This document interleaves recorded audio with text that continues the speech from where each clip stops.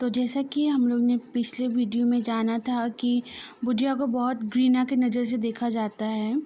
उस बुढ़िया की हालत व्यवस्था पूछने के लिए जो हमारे यशपाल जी है, दुख का अधिकार के जो लेखक है, वो उसने भी बहुत कोशिश जुटाई कि मैं जाके उस बुढ़िया की हाल पूछ सकूं कि क्या हालत है उसका, बट उसकी पोशाक के वजह से वो हिम्मत ही ना जुटा पाए।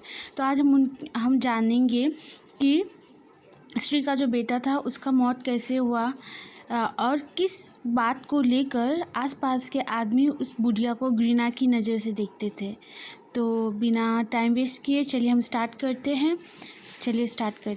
देखिए, स्त्री की समस्या स्टार्ट होती है। लेखक ने आस पड़ोस से पूछने पे लेखक को पता चला कि ये बात पहले ही हो चुका था। तो लेखक को बात पता लगाना था कि एक्चुअल में सच्ची में हुआ क्या था, जिसकी वजह से ये औरत बीच बाज़ार में बैठ के खरबूजे बेच रही है, वो भी रो रो के। तो उसको आस पड़ोस से पूछने में पता चला कि उसका 23 साल का जवान बेटा का मौत हो गया है। उसको सांप काटने की वजह से उसका मौत हो गया है। वो 1.5 बीघे ज़मीन में रोज़ के रोज़ खरबूजे उगाकर बेचता था और उसी से अपना घर चलाता था। पर क्या हुआ कि परसों सवेरे एक सांप ने उसे डस लिया। माँ भी बहुत रो रही थी। माँ ने ओझा को बुलवाया, पूजा भी करवाया, नागदेव की पूजा करवाई, दान दक्षिणा दी, उसे ओझा से झड़वाया।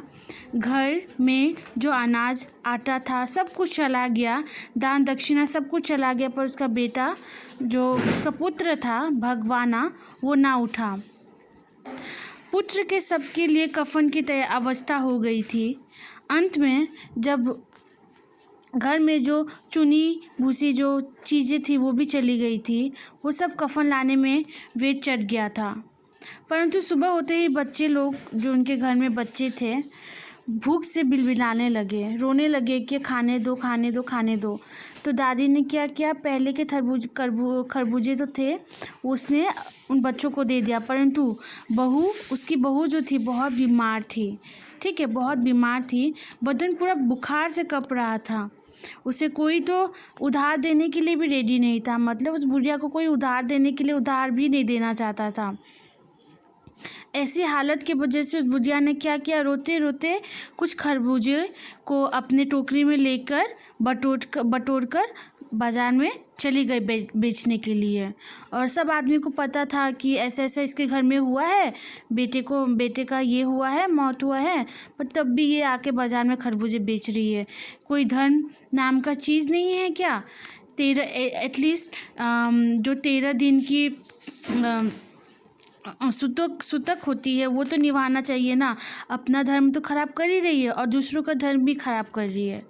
तो ये था रीज़न स्त्री की समस्या का, और सब आदमी क्यों उस बुढ़िया को घृणा नज़र से देख रहे थे, तो ये उसका रीज़न था, ठीक है। और चलते हैं अमीर स्त्री का दुख।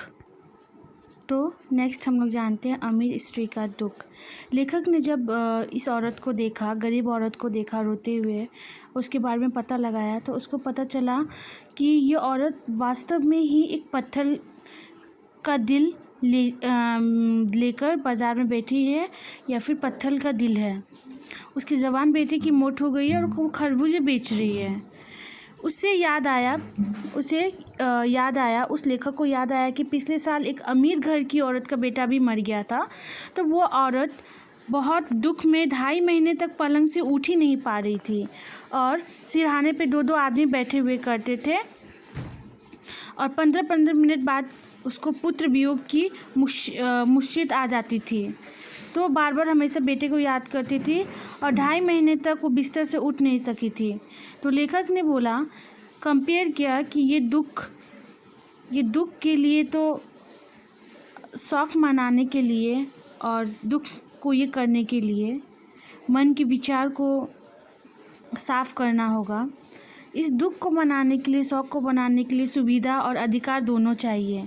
अगर आपके पास अधिकार और सुविधा दोनों ही नहीं है तो आप ना दुख बना सकते और कुछ नहीं कर सकते। तो लेखक ने अमीर औरत और गरीब औरत को डिफरेंस करते हुए बोला है कि दोनों के बीच में डिफरेंट कहा है कि उसका भी बेटा मर गया, अमीर औरत का भी बेटा मर गया, पर शौक़ और दुख मनाने के लिए हमें सुविधा भी चाहिए, अधिकार भी चाहिए, जो कि सबको नहीं मिलता है। ये था हमारा दुख का अधिकार का चैप्टर, यहाँ पे समाप्त होता है। तो इससे हमें इस चैप्टर से हमें ये पता चलता है कि गरीब के दुख को भी दुख समझना चाहिए। हाँ, दुख और शौक़ मनाने के लिए अधिकार और सुविधा भी होना चाहिए।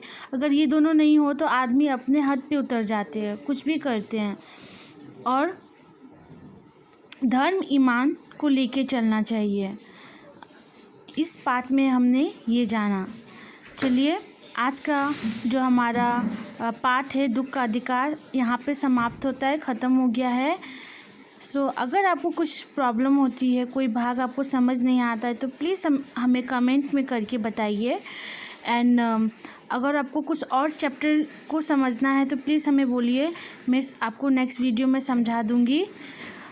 तब तक के लिए thank you so much. Please do like and subscribe my channel so that कोई भी और नया वीडियो अपलोड करूँ तो वो आपके फ़ोन में सबसे पहले जाए।